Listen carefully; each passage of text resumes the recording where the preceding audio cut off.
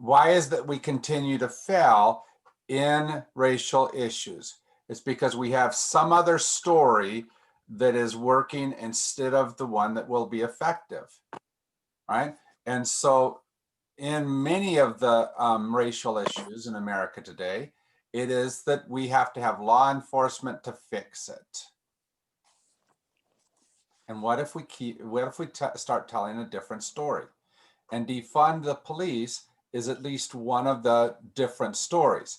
And people just interpret that as, oh, you just want to get rid of police. No, we want police to be effective. We want other social issues. We want things to be dealt with through other social agencies as well. If it's an alcohol problem, if it's a drug problem, is that a police issue? Should it be a police issue? It shouldn't be, but it is, and that's because of what I was talking about earlier. Yeah. And you told me that I've got to come up with a better way of saying it than that drugs should be legalized. Yeah, but John, that's because we've told the stories about that's what we've got to fix. You know, and it started with, in a very real way, in the Nixon administration, was hit hard by Nancy Reagan in that administration.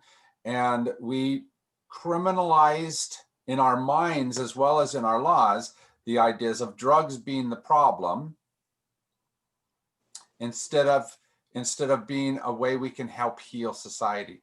Can we? And I don't know, John, if legalizing them or not is the right answer. I do know that dealing with them not as a crime has to happen. All right, you can say decriminalization. But go ahead, Letitia. I'm sorry. In understanding drug abuse and drug addiction, most of them stem from psychological issues, abuse, neglect, all kinds of stuff. Their lifetimes. There are some that are chemically addicted. I agree. Oh, you have addictive personalities. You know, I have an addictive personality, so I have to be really careful. Right. But right. You know, I could have been an alcoholic. I could have been a gambleaholic, and it takes a lot of willpower and a lot of support not to fall into those things.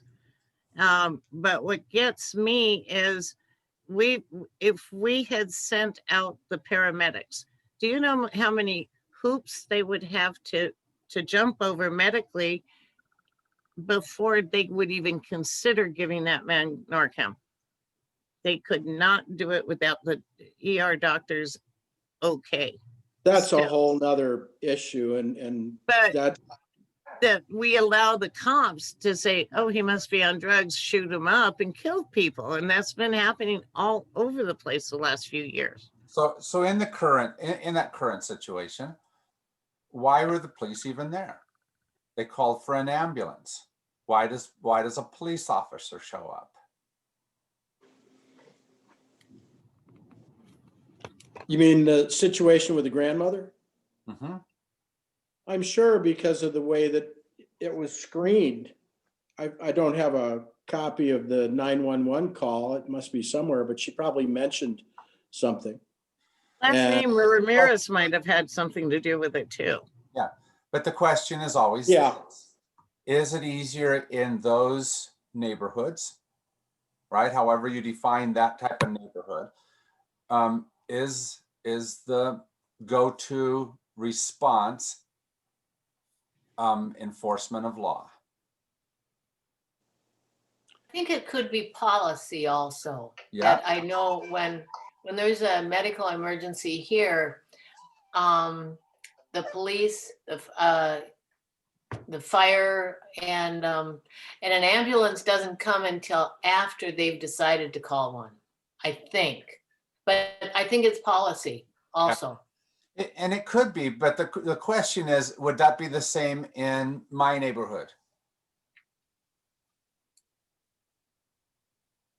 How much is it enforced one way in all neighborhoods the same like that? It's not. My mother lives half a mile from me. She lives closer to Granton Mountain, and I live at Mountain and Fort Lowell, half a mile. Yeah. And the response teams are different because I'm closer to an area of high homeless. So they assume that there's a criminal element. They assume that if people are in distress, they're on drugs or overdosing or mentally ill, even when they come to a home. But I think it's still a question of color. When we lived in the foothills, I remember a woman across the street who would have overdoses pretty regularly, and the ambulance would just show up and she'd go, to the hospital. But when the police came to our house, Alicia supposedly had some, I'm not supposed to say that. One of our children had a number of traffic tickets that she hadn't paid for years. And so another child went to the gate with a marijuana pipe in his hand and greeted the police officers at the gate. And I was asleep and woken up. And during the course of the conversation with the police officers, it became apparent that they wanted to enter our house because they had been told by neighbors that we might be making methamphetamine at our house. And I thought about, well, I could tell them to search, that they needed to come back with a warrant, but that would just be trouble. So I played really dumb, told my son, you smoke marijuana? And said, oh, come into the house, please. And they came in and they didn't find anything. They said they thought the other kid had flushed stuff down the toilet. But I don't think that would have happened if if our daughter and son that were involved hadn't been children of color. I really don't. I remember when I first married somebody else, and whose name but all of our trees in the front of our house for weeks were regularly toilet papered. And I still think that that's because, I had the first blacks that moved into our neighborhood. Everybody else said, oh, that's nonsense. But so it doesn't really just matter where you are as far as the zip code. It also matters who you are. Yeah, but see, all of those things are different ways that we in America have set up policies, whether they're formal policies or informal policies, that have decided that this is how we deal with these issues. What we have to ask ourselves is, did all those policies work? Or have they been less than successful? And how do we do something different than those policies? Because if we continue to do the same thing over and over again, guess what? We're going to continue to have failure. That's his point in this chapter, is if we want to ensure failure, you keep the assumptions that you have already failed with. Go ahead. I'm going to make a comparison. I get what you're saying socially, right? But is it socially, or is it embedded in our psyches?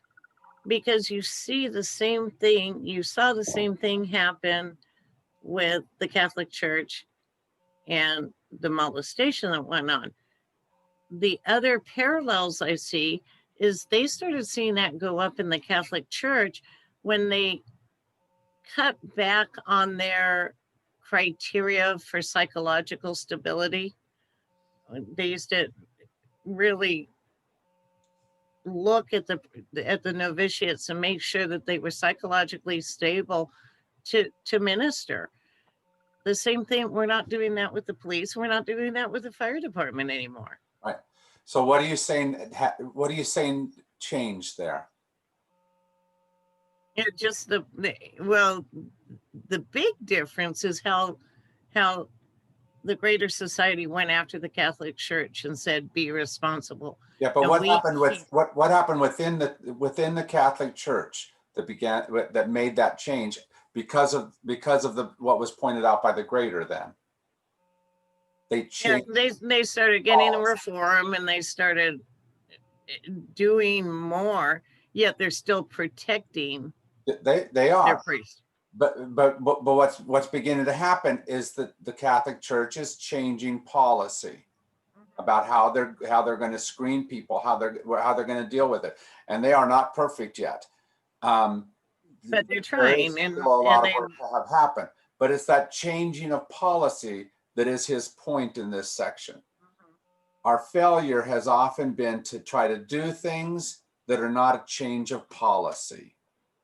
that's where I was going. We're not effectively changing the policy with our police and our government, because I don't feel as a society we're not coalescing together to attack those injustices the same way. That's right. But often that's because, like with this guy I told you about, who was the police officer union person, he has the priority of protecting police, right? And if we have too many policies that are in place to protect the police officer, sometimes that's at the expense of. So how do we change that? We change that by changing law. And we say things like, you have to have your camera turned on. So that was part of the issue in this case. One of the officers, no, this was in another case where the young couple was in the car. Oh, in front of her house. Yeah. The 19-year-old? Yeah.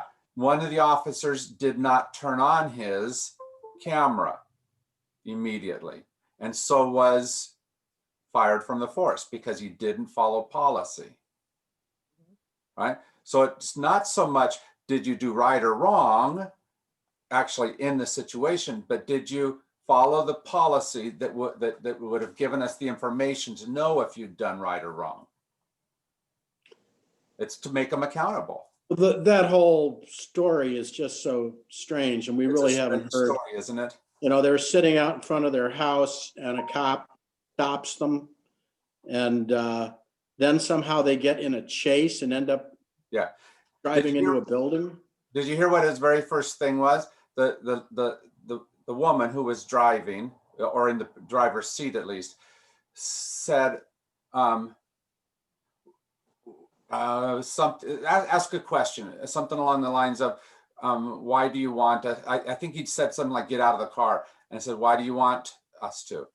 And he said this. This was his response to him: "Because I said so." Well, what department thinks that's the right way to do things? Right? That type of response should be dealt with somehow, because that's a bully response. That's a I have the power and so you have to follow me response. Instead of something that's more congenial. But as a society, we're doing that. I was in line at the store today, right? This woman blew past me as the girl said, "I can take the next customer here." And I started walking. She ran into me. She goes, "Oh, are you in a hurry? I'll let you go." Yeah. First. But see, that's a good example, because how are some stores doing that though? They're purposely, they've instructed their clerks, don't just say, "I'll take the next customer." They walk up to the person who should be the next customer and they say, "Ma'am or sir, come down to my register." Right? And this was like at a QT, so they're behind the counter. That's right. And we have to hold each other accountable to follow the rules. Right. Right. But what I'm saying is, what his point is, and what I think I'm saying is it's not just making it so that we hold each other accountable. It's having policy in place that changes how it happens. The stores that go. The young lady behind the counter said, no, she was first. It's the attitude of this woman. And I'm sorry, she's a white woman, She just blew past me. But what I'm saying Everybody is, else was in line, that's right. and to turn around and say, I'll let you go. And it's like, I'm sorry, there's no letting here. The line was three people behind me, and you blew past all four of us. Yeah, but see, part of his point, because I think you're absolutely right, but part of his point is that policy helps us to make it so that that becomes what happens. All right, we don't all stop at a stoplight because it's convenient, because we like it. It's because that's become policy, and we put up with the inconvenience. And this was two things, right? A rude person and a bigot. Because the other two people behind me were Latinos. That's right. And so, but I think his point is that we have. You went in front of three people? Uh-huh. Yeah. We have to do something that makes it so that we help our society to mirror the best of what we should do. Policy wise, not just, and this always gets my heart. I want to say, come on, people, let's just be the nicest people possible. But sometimes you have to put the policy in that makes people be the best people possible. That expects that legally, it expects it.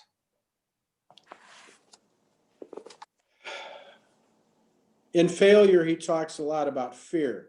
Yeah. And I was in Costco yesterday, and this is following up on our conversation after church the other day. And this guy with a cowboy hat and, you know, cowboy boots and everything went walking past me without a mask. And, you know, he had to have been wearing a mask when he walked in. Yeah. And so then I started looking around, and, you know, it's a political statement when these Republicans, I will say, I'm just assuming, but, you know, the Tea Party types that think that we're communists because we want them to wear masks do that. They're asking to be confronted. You know, this, he saw me look at him, and I could tell he was hoping that I would confront him. And I thought about our conversation. I thought, well, if I confront this guy, all that I'm going to be doing is exactly what he wants me to be doing. But there was also an element of fear, because I really didn't want to get into a confrontation with some guy, you know, and start yelling in the Costco and then have other people gather around. And I found an employee, and I told him what had happened, and he said he'd go and look, and I don't know if he did or not. But fear, you know, it's like in Dune, fear is the mind killer. Fear stops us from doing a lot of things. And, you know, it's not that I was afraid of the guy, but, you know, like my neighbor up in Alpine, when he threatened to shoot me because of my bumper sticker, you know, my Bernie bumper sticker, I was definitely afraid when that happened. And I didn't overreact, but fear does change the way that we respond. And so if you're a person of color and you're having to live with that fear all the time, people that have white privilege, we don't have to deal with that. Here's the thing, John. What I think is that many of the people you're talking about that have white privilege have more fear than the typical black man I see. Right, that's true. But it's a different type of fear. It's an insidious inside fear that says something's going to be taken from me, that you can easily deny that it is fear. And so legislatively, we have to put something in there that says, no, this is how we're going to act towards each other, so that there's no longer, is it going to happen? How do we act? But it's there. The stop sign is there. You stop at the stop sign. Yeah, but look at the 4th of July parade in Eager or in Alpine. I know. They just basically said, we don't care what the law says. We're going to go ahead with our parade. Right. I agree. And so what do? But that's No, because, it's not off the subject, Diane. Diane's, yeah. But I think that's a good example. That's because the law in Eager and Springerville and Round Valley said, including my student, I told you about my student, right? He's the mayor mayor. in Eager. And he said, we're going to do this. The law says we're going to do this, because that wasn't an implemented thing that says everybody has to, or there will be consequences. It said, this is what we want people to do. So it wasn't really a law. It wasn't a policy. It didn't have teeth to it. And that's what the far right uses in Arizona, that Governor Ducey just made an edict. He doesn't have the ability to make the law. So it's up to us to go to our legislatures and say, maybe we need to make a law because people aren't doing it on their own.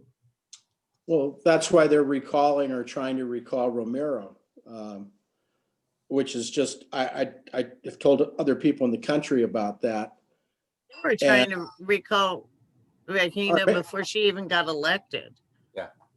Well, they're doing it now because they're saying the masks, and they're saying because of what she said about putting police at the polling places and her police sentiment, going the blue line thing and all the rest of it. But it's very sad that people, rather than being willing to acknowledge the circumstances that we're in, have politicized it and said that it's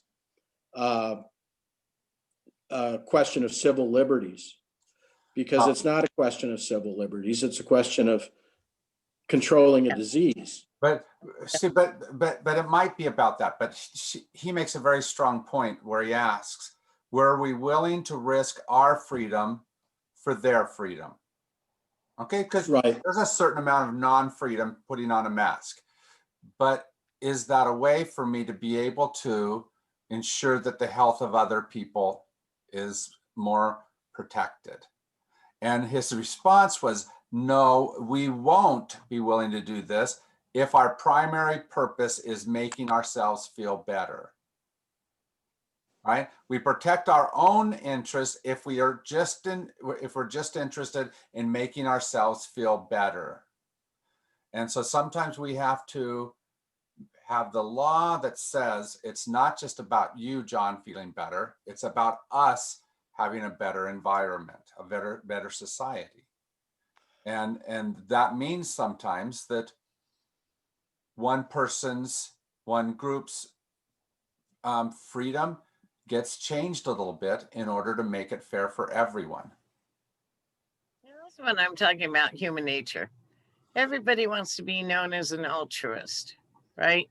But nobody really wants to do it the right way. Yeah, yeah. Because it's not all that pleasant.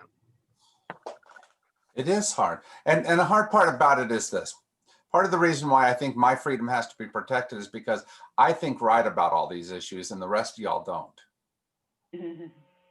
Right? And so you guys all should be molding to what I think. And the reality is that type of thinking is going to make us fail on a regular basis. And so we have to figure out how to legislatively help us to do the right thing. And I don't mean just at the legislature. I mean at the local level, at the school boards.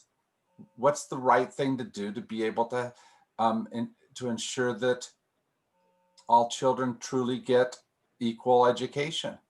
Because right now our schools that have higher percentages of children of color, they have a hard time giving an equal education. Had for a long time. Yeah. So how do we legislatively help that happen? What kind of policies do we put in place to make it so that there's truly fair and equal access to education? Well, that's what he talks about in the chapter all the time, is strategizing. Yes. He talks, coming up with, and that you can't look at things from just one perspective too. You have to look at the long-term perspective. Yeah, that's right. And that's hard to do because you see something in front of you that needs to be corrected and you don't think about anything else about what the repercussions of the way that you respond to the situation might be. People are talking a lot in the group that I'm in. I'm in a blog with former students that went to school over in Vienna. And some of these people are in the United States and some of them are, well, we're all over the world, but I was telling them about what was going on with me, and their response was, well, you should just move to Boston or you should move to California where you don't see Trump stickers and you don't, and that's exactly wrong. This is, they say I shouldn't live in Alpine because why do I want to live someplace where somebody might shoot me because of a bumper sticker? And that's why I should live in Alpine. And I tried to explain that to them. So I think that we're in a good situation because we're in a bad situation. If that makes sense. We can make a difference in Arizona. Make a difference. Where a person in California or Boston, isn't going to make so much of a difference. Yeah. But John, you talked about one of the important things in all of this. It's how we do that. It's much simpler for us to do you talked about the difference between protesting and organization. That protesting is that relatively short term, we're pissed off right now and we're showing it. But he says what really gets things done is when we do the organizing. When we set up a policy, when we set up a course of action that will take a long time to do. Not just organize a march, but organize a movement. And the hard part about that is it's not going to get solved tomorrow. And you will have people on a regular basis in the midst of that will interest, that will move on, and it will be easy to turn back. But that's the type of thing that you've got to decide. Are you invested enough in what you think needs to be done that you stay with the problem? And not everyone will do that. So he went back to protesting and he said, this is why protesting is important. You get people out there, you get them excited, you get them to give you your money and your temporary effort so that you're able to use that to be able to fund that longer term strategy. Because a lot of those folks won't stay with the longer term. He also said when he was talking to people about, I've forgotten the group down in New Orleans or wherever they were that he was trying to help, but he lost the majority of the people that he was speaking to because they thought that he was being too radical. And so there's also a weird sort of a rule that you can push, but you can't push too hard. And that's a problem because then the passion that you're talking about and the demonstrations that is sort of the catalyst is lost. And maybe you get some money, but what really changes? He said, maybe these people got legal help and were able to keep out of prison, but did anything really change? Right. So it's difficult. You can't just be incensed. You have to somehow think through stuff. You have to have strategy, not just emotion. And it's also sad that the catalyst usually has to be somebody getting killed or some horrible thing happening for people to get upset enough that they want to do anything. Right. You look at the anti-war movement, and the war in Vietnam ended. Did that mean that the anti-war movement was over? Well, I guess it did for 99% of the people that were in the anti-war movement. You know, they became yuppies or whatever happened to us. And we still have the military industrial establishment, and we still have all of the same problems, except that they're worse. They're more insidious than they ever were. Right. And Let's do tomorrow then, if that's my wife. I'm sorry. That's all right. So how do we change that? We have to have a bigger vision. So I'm going to go back to a really good example of what has to happen. Rosa Parks and the organizing that happened around that. That was not simple for the people of that area. They had to organize how they were going to get people to jobs if they weren't going to use busing, right? They chose not to use what was the primary tool of transportation for the vast majority of the folks in that city, vast majority of people of color in that city. And they had to do that for months in order to break the lock on that of that industry. And they did it because they chose to support each other. They chose to step into the spaces between them. They chose to have a strategy of how to do it. And it changed not just the policy of that city, but it changed us as a country as well. Go ahead. They also gave the example of justice is justice when the white volunteers were lynched and burned along with the black folks that were dead. They went the higher route, and they said, this is just as, you know, the whole thing's bad, but you killed your own is basically what they said. And where had the tables been turned, it would have been, yeah, and a couple of black guys got killed too. Yeah, Right. Right. And I'm not trying to, they utilized whatever they could to be able to do that. That was a protesting strategy that fed into the larger strategy, right? That's a way that they mobilized a few more people, got a few more people to be involved. Maybe some of them that stepped into the larger strategy got resources, because the vast majority of whites in America never went down to these areas. They weren't involved in the organizing, but they did get incensed by things like that, so that in the protest, they sent money, they sent support. So in the midst of what we have to do, whatever you found in the midst of all this that needs to be done, you don't have to have everybody completely on your side. You might need to organize some people so that they give you the ability to take those bigger steps. That's his point. Okay. So if we think about something that needs to be done right now, as we've looked at all the chapters that we've looked at, and maybe you have something bubbling in your head about, I want to do something along these lines. What you want to do is say, how do I change, ultimately, how do I change policy? Right?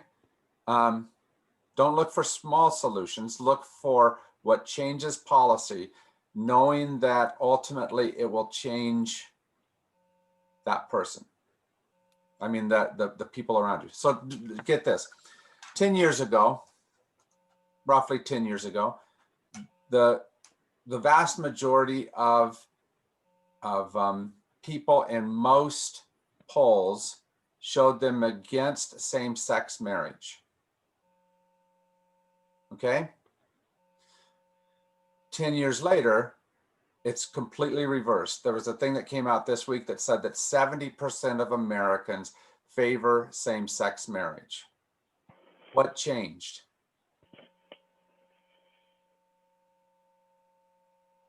Why did that switch from, I mean, almost a 180, from about 70% against to 70% in favor. What changed?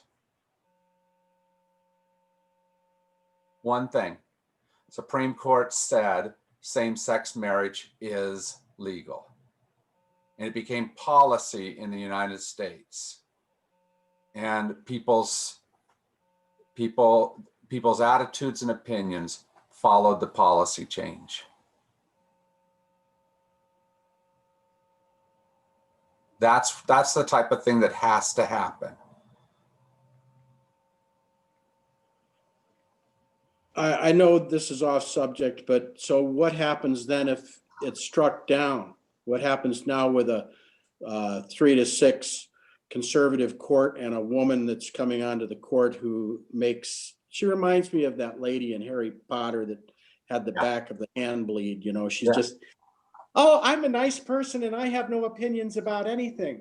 Yeah, right. I agree with you. What happens in this moment? First of all, you have to continue organizing to make sure that sentiment doesn't go away. So that the 70% of people that today are favoring same-sex marriage don't allow that to adjust them as much as what they think. Okay? In abortion, I want to play devil's advocate here, John. What happens if she turns out to be another Justice Roberts? Yeah, swing just. Yeah. It's not so much a swing. And we hope somebody that thinks. What I'm trying to say. Let me derail that, because what she's going to be or not be is not what we can control. We can control what we do in response to.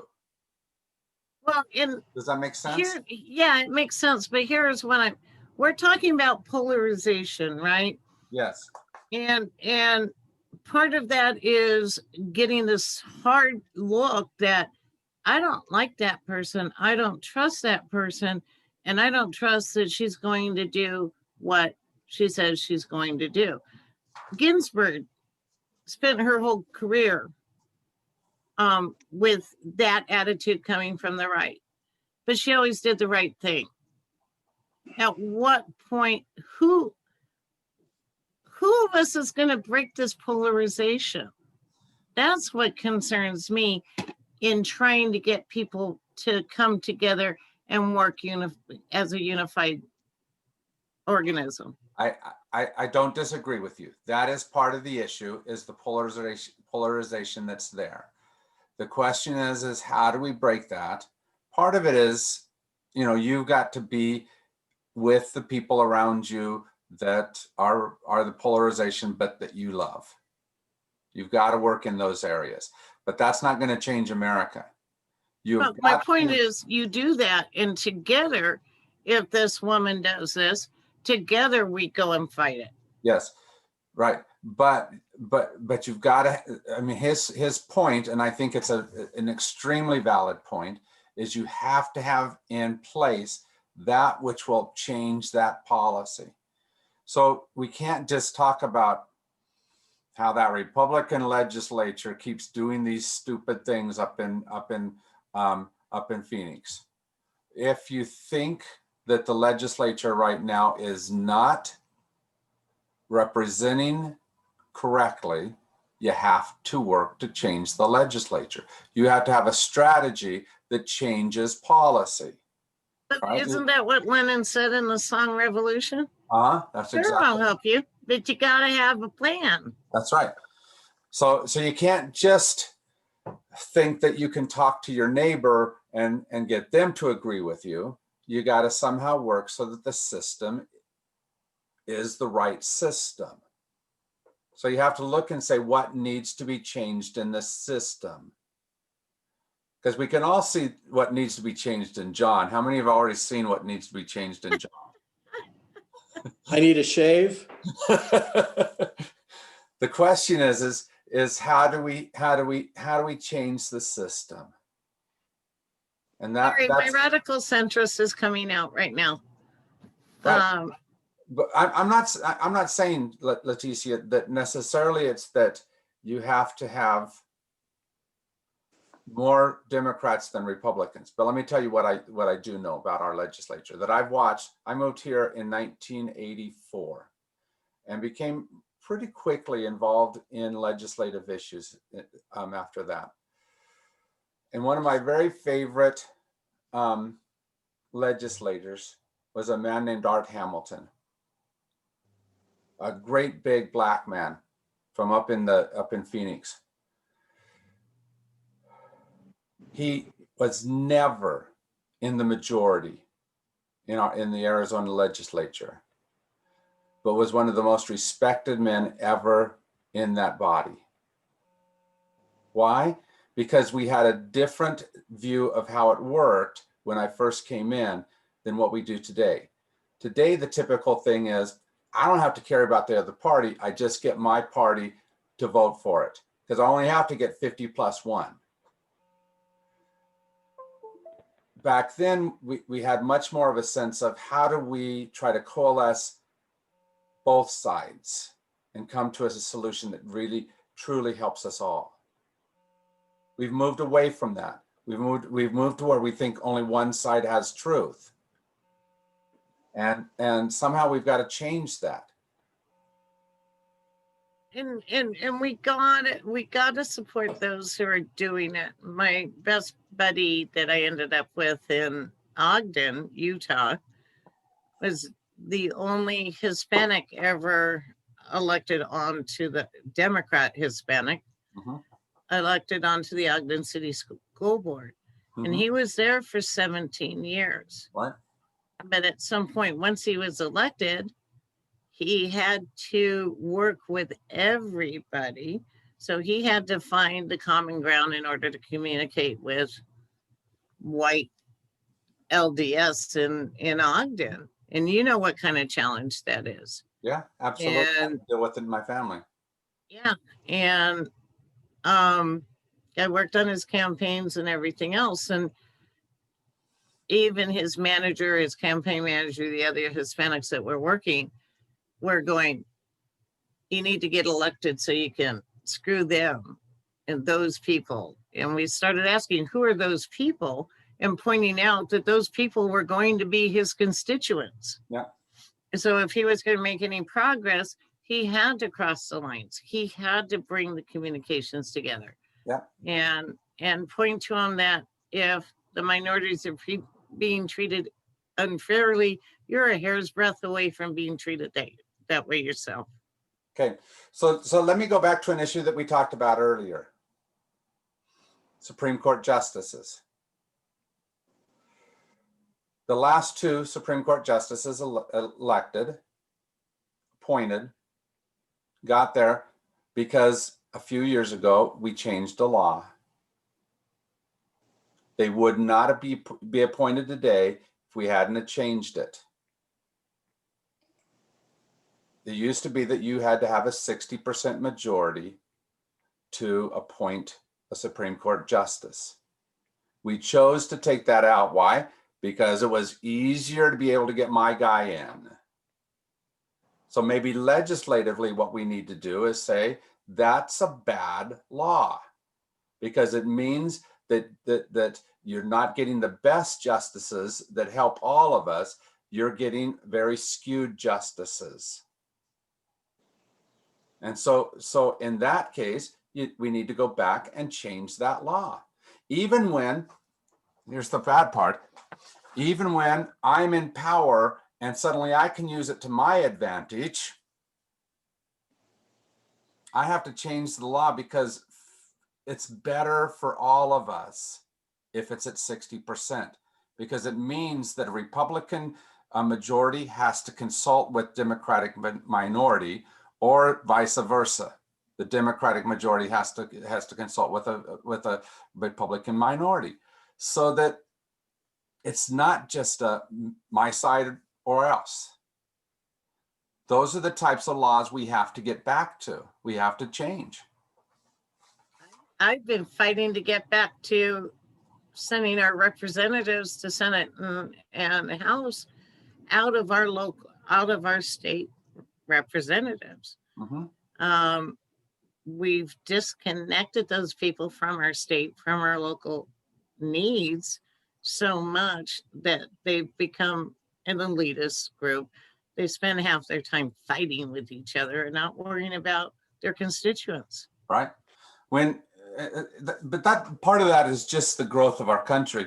When our Constitution was enacted, a senator represented less people than Regina represents, typically, right? I understand that, but understand too, if we're going to get into electoral college debate, the first and foremost reason the forefathers did that was to control the Congress, to make sure that they didn't go against what the people want. And we're seeing more and more of that. And again, John, you hadn't heard me call myself a radical centrist. I don't like any politician. Yeah. The tough part about all of these things is you have to be willing to do the hard long-term work. Not just simple, get somebody mad and do something that feels good for a little bit. Well, we're reinventing the wheel. Thomas Jefferson Yeah. talked a lot about the tyranny of the majority.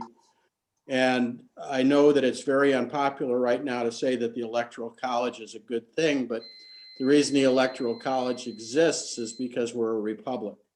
Yeah. And I read something somewhere about how the right wing is talking about how we're a republic and they're using that as leverage or something, but we are a republic. And I think that if we don't remember that places like Wyoming and North Dakota and South Dakota and maybe even Arizona, but a lot of places will be disenfranchised. So I don't know what the answer is. I'm worried John, I'm about going to correct you a little bit. We're a democratic republic. Yeah. Yes, and we forgot where we exercise our democracy is in the states. And if we disconnect Congress from our state, from oversight by the other legislatures in our states, we no longer are a republic. But the tough part is this. In this chapter on failure, we have to figure out how not to continue to fail in the same ways, which means we've got to think very differently than what we have. That doesn't mean that we have perfect ideas going forward, but we can't just keep doing what we have done. We have to look and do critiques, not just of them, but of ourselves as well. And say, what is it that I've been doing that isn't helpful? So next week we talk about our last two chapters. So we got to solve everything. Okay? So Judith, are you ready to give us all the correct answers next week? Yeah, right. But one of the things you really want to look at strongly is what area will you take on? Not as a protest, a short-term thing, but what is it that you're going to be ready to do the long haul on? What's your issue? What's your cause? How will you work consistently and long-term to what's interesting to you enough that you will do that? That's the type of question you have to ask yourself. Our next chapter is called Success. Since we dealt with failure this week, next week we get to deal with what will bring success. All right? Thank you. Thank you very much for your time.